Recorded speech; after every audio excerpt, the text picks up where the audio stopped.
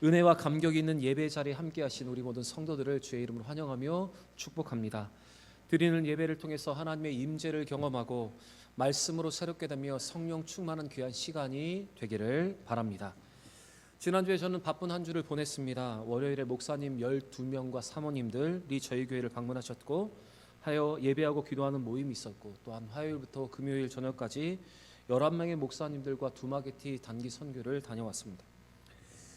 월요일에 방문한 목사님 부부는 저와 함께 1년간 수영로교에서 진행하는 로드맵 플러스라는 세미나에서 함께 훈련을 받은 목사님들과 사모님들인데, 우리 교회를 보면서 미국의 캠퍼스 안에 있는 채플 예배당과 같다고 많이 칭찬을 하셨고, 잘 정돈된 모습과 또한 교회 안이 너무 깨끗하고 또한 섬겨주심이 너무나 감사하다는 말씀을 전했습니다.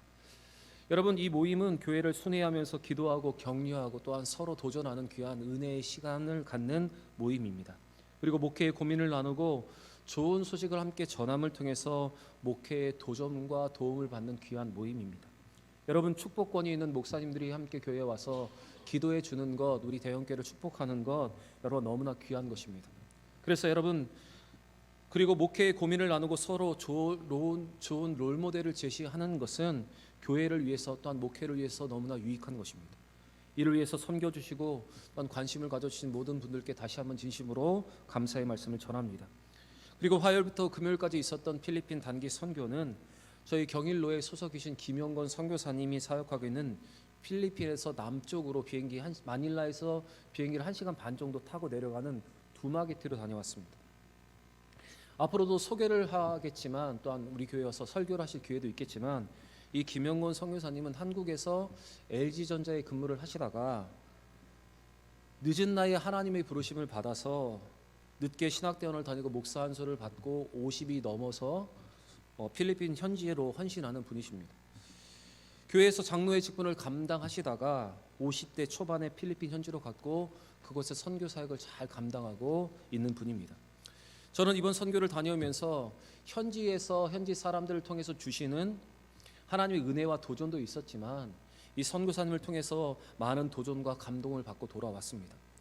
늦은 나이에 주님께 헌신하는 선교사님의 모습이 너무나 순수하고, 또한 장로로서 교회를 섬기다가 헌신하는 경우가 너무나 드물기 때문에 선교사님의 삶과 사역이 저에게 많은 도전이 되었습니다. 제가 지난 시간에도 말씀드렸지만, 여러분, 은혜는 유통기간이 있습니다. 목회자들에게도 저는 이 유통기간이 더 짧다고 생각이 됩니다. 그래서 이 은혜를 간직하는 것이 여러분 목회자들에게 너무나 중요합니다.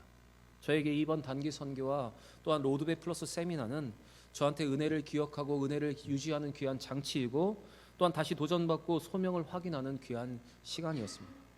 여러분, 교회가 하는 모든 사역 위에는 은혜와 축복을 흘려보내는 귀한 일들입니다. 이를 위해서 함께 기도하시고 더 협력하는 교회와 성도들 되시기를 바랍니다. 그리고 여러분도 여러분의 은혜를 잘 간직할 수 있는 그 은혜를 간직할 수 있는 장치를 잘 마련하기를 바랍니다. 그리고 다가오는 여름에 있을 단기 선교회는 우리 청년뿐만 아니라 우리 귀한 성도님들 모두 함께 참여함을 통해서 더 도전받고 더 믿음으로 성장하는 귀한 기회가 되기를 바랍니다. 우리 옆에 분 한번 이렇게 인사했으면 좋겠습니다.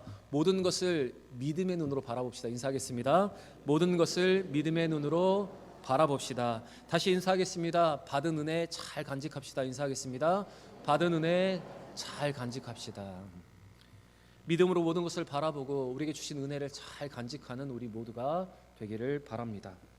사울은 이스라엘을 이끌고 암몬과의 전쟁에서 승리를 거두고 길갈에서 공식적인 이스라엘의 왕이 되었습니다. 사울이 공식적으로 이스라엘 왕으로 취임했기 때문에 이제 사무엘은 사사의 짐을 내려놓게 되었습니다. 이제 사사의 짐을 내려놓는 사무엘은 이스라엘 백성들과 새로 세워진 사울 왕을 향해서 몇 가지 당부를 하고 있습니다. 사무엘이 이스라엘 향해서 그리고 사울 왕을 향해서 하고 있는 이 당부는 오늘날을 믿음으로 살아가는 우리에게, 더욱더 새롭게 믿음으로 살아가는 우리에게 꼭 필요한 동일한 당부입니다.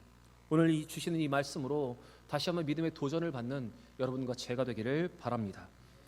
길갈에 모인 이스라엘 백성들은 이제 자신들에게도 명실상부한 왕이 있다는 사실로 인해서 크게 기뻐하고 있었습니다. 그들은 자신들 앞에 마치 이제 무지갯빛 미래만 있는 양 의기양양해 있었던 것입니다. 하지만 사무엘은 그 순간에도 이스라엘 앞에 있는 영적인 위험성을 간과하지 않았습니다. 지난 시간에도 말씀드렸듯이 그들에게 있는 이 기쁨과 이 은혜에 유통기간이 있다는 사실을 사무엘은 알고 있었습니다.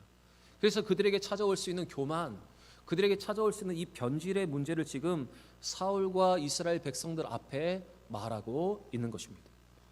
사무엘은 이렇게 그들의 영적인 위험성을 깨닫게 하기 위해서 자신의 일을 먼저 그들에게 말하기를 시작하고 있습니다. 오늘 본문의 내용을 보시면 사무엘은 마치 자신을 재판의 자리에 서 있는 피고처럼 이스라엘 백성 앞에서 서서 자기의 지난 모든 삶에 대해서 백성들에게 이렇게 묻고 있습니다. 그는 자기가 백성들을 속이거나 압제하거나 빼앗은 일이 있다면 다 고발하라고 지금 말하고 있습니다. 그것이 오늘 본문 3절의 기록인데 우리 3절 말씀 같이 읽겠습니다. 내가 여기 있나니 여호와 앞과 그의 기름 부으심을 받은 자 앞에서 내게 대하여 증언하라. 내가 누구의 소를 빼앗았느냐, 누구의 나귀를 빼앗았느냐, 누구를 속였느냐, 누구를 압제하였느냐, 내 눈을 흐리게 하는 뇌물을 누구의 손에서 받았느냐, 그리하였으면 내가 그것을 너희에게 갚으리라 하니. 사무엘은 말합니다. 내가 누구를 압제하고 누구의 물건을 빼앗은 적이 있느냐, 내가 뇌물을 받고 판결을 굽게 한 적이 있느냐, 그는 이렇게 백성들에게 묻고 있습니다. 이렇게 사무엘이 자신에 대해서 백성들에게 묻자 백성들에게는 그에게 어떤 부정도 없다는 사실을 증언을 했습니다. 그것이 4절의 기록입니다. 지금 사무엘은 하나님과 백성들을 자신의 증인으로 내세워서 자신의 삶이 진실했고 자신의 삶이 정직했음을 지금 확증하고 있는 것입니다. 여러분, 오늘 본문에서 사무엘이 이렇게 자신을 피고로 내세워서 재판을 받는 것처럼 자신의 삶이 정직하고 진실했음을 말하는 것에는 분명한 이유가 있습니다. 그것은 바로 그가 앞으로 이스라엘 백성들에게 줄 엄숙한 교훈에 권위를 더하기 위함이었습니다. 5절 이후에 말하는 그의 권면의 권위를 더하기 위해서 자신의 평생의 삶, 자신이 평생 동안 정직하며 또 온전히 행했다는 것을 담보로 그들에게 지금 내세우고 있는 것입니다. 여러분, 마치 우리가 어떤 중요한 것을 말할 때 우리는 이렇게 말합니다. 내가 너한테 거짓말한 적 있어? 내가 너한테 뭐라고 한 적 있어? 그렇지만 이것은 분명히 들어야 해. 이렇게 말하는 것처럼 자신의 진실한 사람을 먼저 강조하면서 자신의 삶을 걸고 지금 그들에게 중요한 권면을 하기 위해서 이 말을 하고 있었다는 것입니다. 여러분, 이처럼 우리가 무엇인가 중요한 것을 말할 때, 귀한 것을 말할 때 우리는 지난 삶에 우리의 말에 권위가 된다는 사실을 우리는 기억해야 합니다. 지난 우리의 삶의 진실함과 성실함이 지금 우리가 말하는 말에 권위가 된다는 사실을 우리는 잊지 않아야 합니다. 여러분, 우리는 양치기 소년의 이야기를 잘 알고 있습니다. 양치기 소년은 평소에 늑대가 나타났다고 거짓말을 자주 했습니다. 늑대가 나타났다. 그때마다 사람들은 그를 돕기 위해서 바쁜 일을 뒤로하고 갖고 있는 모든 연장을 들고 늑대를 쫓기 위해서 그에게 달려왔습니다. 그런데 마을 사람들이 달려왔을 때 늑대도 없었고 늑대가 다녀간 흔적도 없었습니다. 양치기 소년이 거짓말을 한 것입니다. 그리고 또다시 양치기 소년은 거짓말이 반복되었습니다. 2번이나 양치기 소년에게 속은 사람들은 양치기 소년의 말을 믿지 않았습니다. 결국 진짜 늑대가 나타나서 양을 죽이고 물어가고 있을 때 이 양치기 소년은 다시 소리쳤습니다. 진짜 늑대가 나타났다. 그러나 누구도 이 양치기 소년의 말을 믿지 않았습니다. 여러분, 이 양치기 소년의 이야기처럼 평소의 삶이, 평소의 그의 말이 그의 말의 권위와 진실함을 증명하는 것입니다. 그렇게 여러분, 우리가 평소에 잘 살아야 합니다. 우리가 잘 말해야 합니다. 말한 것을 잘 지켜가야 합니다. 진실하고 성실하게 살아가야 합니다. 그래야 우리의 말에 권위가 서고 우리가 전하는 모든 말에 권위가 서며 우리가 전하는 복음도 많은 사람들에게 들려지게 되는 것입니다. 여러분, 사무엘의 말이 권위가 있었던 것은 그의 평소의 삶, 평생의 삶이 담보되었기 때문입니다. 오늘 이 사무엘의 말을 기억하시고 사무엘처럼 진실하게 신실하게 살아가는 여러분과 제가 되기를 바랍니다. 그래서 사람들이 우리가 말하는 그 말에 귀를 기울이고 우리가 전하는 그 복음에 귀를 기울일 수 있도록 여러분, 우리가 하는 모든 말에 권위가 세워질 수 있도록 그렇게 살아가는 여러분과 저의 삶이 되기를 바랍니다. 오늘 사무엘이 자신의 평생의 삶이 다른 사람을 압제하거나 빼앗은 적이 없다고 말한 것은 또 한 가지의 이유가 있었습니다. 그것은 이스라엘의 참된 왕이신 하나님도 그 백성들을 부당하게 다스리지 않았음을 나타나게 하기 위해서 그는 이렇게 말을 하고 있는 것입니다. 사실 이스라엘을 공으로 다스렸던 사사 사무엘은 하나님의 통치를 대신한 것입니다. 다시 정확히 말씀드리면 사무엘이 진실하고 정직하게 이스라엘 백성들을 다스렸던 것은 바로 하나님의 통치를 보여주는 것이었습니다. 사무엘이 백성들을 부당하게 압제하거나 속이지 않고 이용하지 않은 것은 하나님이 그들을 통치하는 모습 그대로를 반영한 것입니다. 사사 사무엘의 삶은 하나님이 공의로운 분이심을 드러내는 삶이었습니다. 여러분, 그 당시에 다른 나라의 왕들, 특별히 세상의 왕들은 백성들을 압제하고 백성들의 물건을 빼앗고 그들을 노예로 삼는 것이 그 당시의 왕들의 모습이었습니다. 그러나 우리 하나님은 세상의 왕과는 달리 공의로우신 왕이십니다. 그리고 그 공의와 정의로 당신의 백성들을 다스리는 분이십니다. 여러분, 우리 하나님이 바로 이런 하나님이신데, 이런 왕이신데, 현대 그리스도인들은 하나님의 통치를 부정적으로 생각하는 경향이 있습니다. 하나님은 너무 권위적이고, 하나님은 너무나 나를 간섭하고, 하나님의 말은 너무나 무겁고, 하나님 말씀 우리에게 너무나 무게로 다가온다고 생각하는 경향이 있습니다.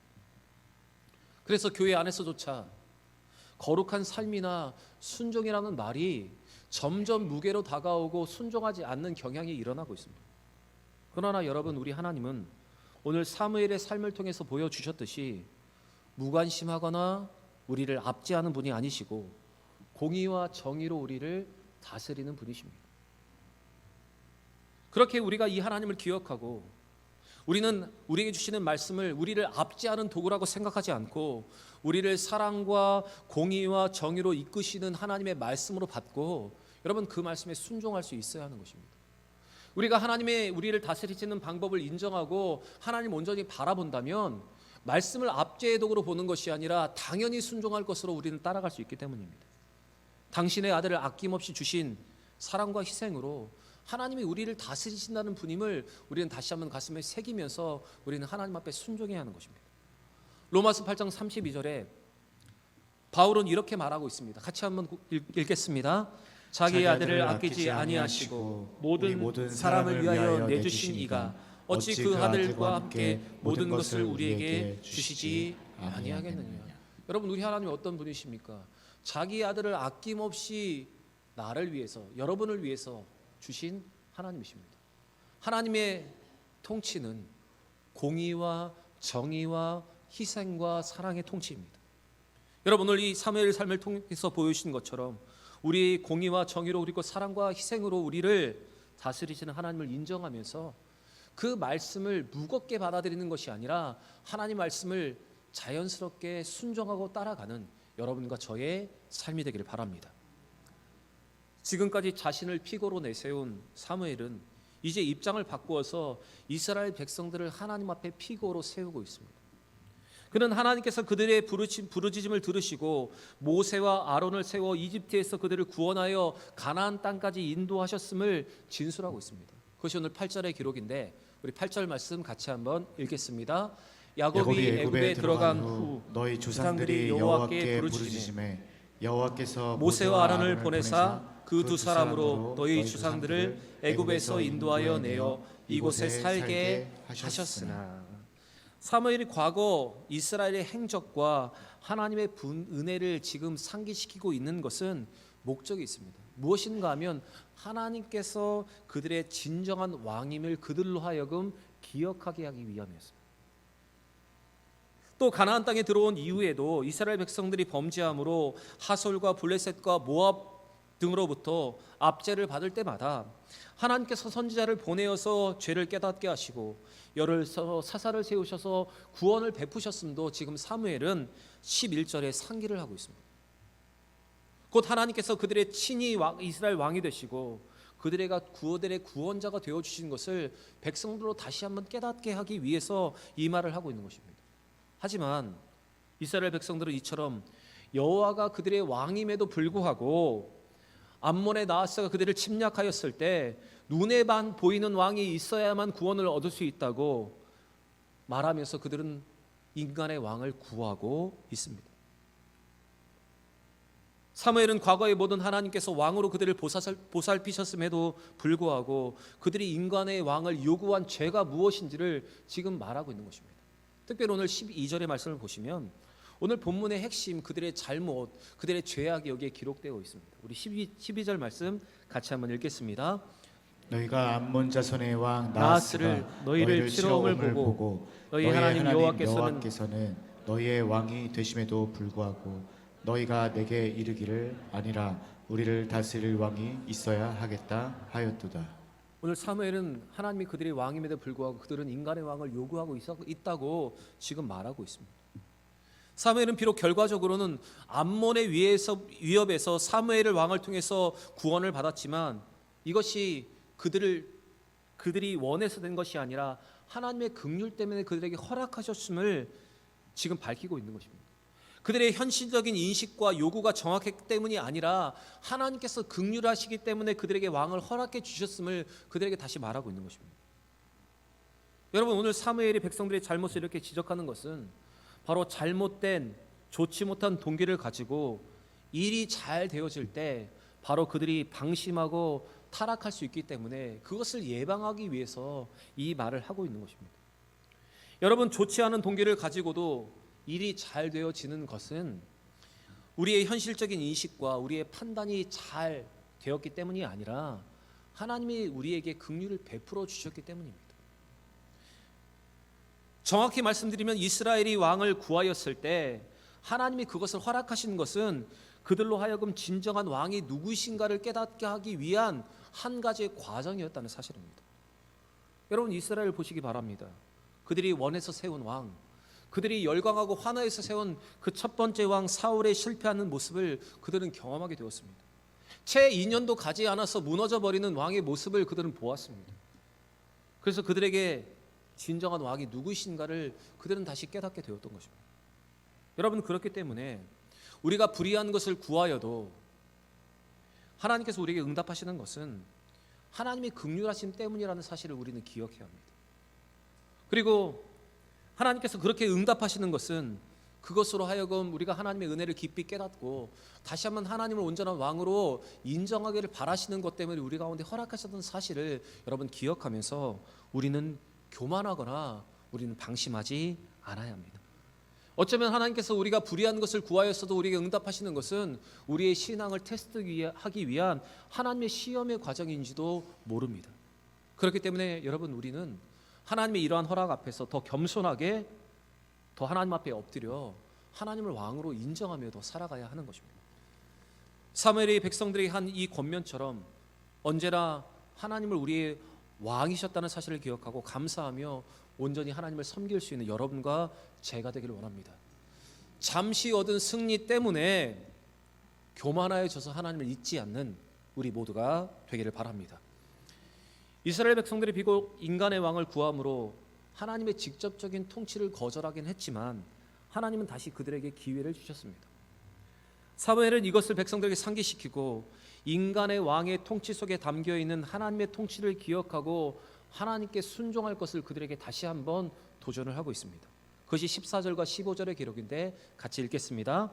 너희가 만일 여호와를 경외하며 그를 섬기며 그의 목소리를 듣고 여호와의 명령을 거역하지 아니하며 또 너희와 너희를 다스리는 왕이 너희 하나님 여호와를 따르면 좋겠지만은 너희가 만일 여호와의 목소리를 듣지 아니하고 여호와의 명령을 거역하면 여호와의 손이 너희의 조상을 친 것 같이 너희를 치실 것이라. 14절의 끝을 보시면 이렇게 하면은 좋겠지만은 이렇게 하면 베스트라는 것입니다. 그렇지만 그들이 타락할 수 있는 가능성이 있다는 것을 지금 사무엘은 백성들과 사울 왕 앞에 다시 한번 상기시키고 있는 것입니다. 여러분, 하나님은 다른 나라들처럼 당신의 공의와 구원에도 불구하고 인간의 왕을 요구하는 이스라엘에게 왕 사울을 허락하셨습니다. 하나님께서 이 왕정 제도를 허락하신 것은 그들이 다른 나라와 달리 인간의 왕을 중심으로 하나님을 더 잘 섬기는 나라가 되기를 바라셨기 때문입니다. 곧 이스라엘의 왕정 제도를 운영하되 다른 나라와는 다른 하나님이 인정하시는 구별된 왕정을 운영하는 나라가 되기를 바라셨던 것입니다. 그래서 이스라엘의 왕정 제도의 핵심은 바로 이스라엘 왕 사울 왕 위에 계신 하나님을 왕으로 인정하고 경외하며 그분을 따라서 통치하는 것이 하나님께서 허락하신 왕정 제도의 목표였습니다. 다시 말씀드리면 신정 정치 아래에 있는 왕정 정치 제도를 하나님께서는 원하셨던 것입니다. 그러나 이스라엘이 그렇게 하나님을 섬기지 않으면 바로 그들이 과거에 겪었던 어려움이 다시 찾아오게 될 것이라고 지금 사무엘은 경고하고 있는 것입니다.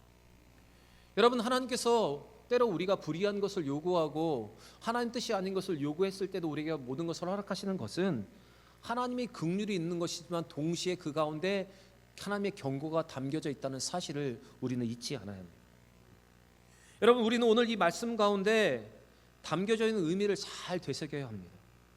여러분, 하나님께서 허용하시고 허락하시는 것은 우리에게 기회를 주시는 것입니다. 그리고 그 허락 가운데는 분명한 하나님의 심판의 경고가 담겨져 있다는 사실을 우리는 잊지 않아야 합니다. 우리는 좋은 것이 좋은 것이라는 말에 속는 경향이 있습니다. 그래서 좋은 것 가운데 그냥 하나님이 좋게 나를 인도하셨다고 생각하는 경향이 있습니다. 그러나 여러분, 분명한 것은 좋은 것 가운데도 하나님의 분명한 경고가 담겨져 있다는 것입니다. 여러분, 축복 가운데도 하나님의 분명한 경고가 담겨 있다는 것입니다. 그 축복을 통해서 하나님을 떠나게 되면 저주가 우리에게 임한다는 경고가 여러분 축복 가운데 담겨 있는 것입니다. 여러분, 이스라엘의 이 순종하며 섬겨야 할 참된 왕은 하나님이십니다. 또 우리가 섬겨야 하는 참된 왕도 우리 하나님이십니다. 오늘 이 말씀을 통해서 다시 이것을 기억하고 다시 하나님을 온전히 섬길 수 있는 여러분과 제가 되길 원합니다. 스스로 하나님 나라의 왕이 되지 않고 하나님을 우리의 왕으로 섬기면서 하나님을 온전히 따라가고 그 말씀에 순종하며 순복할 수 있는 여러분과 제가 되기를 바랍니다. 여러분, 우리는 성경 말씀을 통해서 알고 있습니다. 승리 뒤에 찾아오는 교만이 가장 무서운 것이고 성공 뒤에 찾아오는 방심이 가장 무서운 사실이라는 것을 우리는 알고 있습니다. 오늘 이 암몬과의 전쟁에서 승리하고 사울이 왕으로 인정받는 일 위에 곧바로 있었던 이 사울의 권면을 여러분 기억하시면서 이 말씀을 주의하여 듣고 좌로나 우로나 요동하지 않는 여러분과 제가 되기를 원합니다. 여러분, 믿음의 삶은 하나님의 통치에 순복하는 것입니다. 순간순간마다 하나님이 우리를 다스리는 왕으로 인정하고 그러나 하나님의 말씀에 순종하는 것이 여러분 믿음의 사람의 우리의 모습입니다. 삶의 모든 영역에서 하나님의 통치를 인정하는 것이 믿음입니다. 오늘 주신 귀한 말씀을 가슴에 새기면서 우리의 말에 권위가 생기고 우리가 전하는 그 복음의 권위가 생길 수 있도록 우리의 삶을 잘 만들어가며 하나님이 허락하심에는 긍휼과 경고가 포함되어 있다는 사실을 기억하며 주의하여서 살아가고 하나님을 우리의 진정한 왕으로 믿고 순종하며 살아가는 여러분과 제가 되기를 원합니다. 오늘 주시는 말씀으로 은혜 받고 도전받는, 그래서 온전한 믿음의 길을 잘 선택하는 우리 모든 대형의 성도들 되시기를 우리 구주 예수 그리스도의 이름으로 간절히 축원합니다.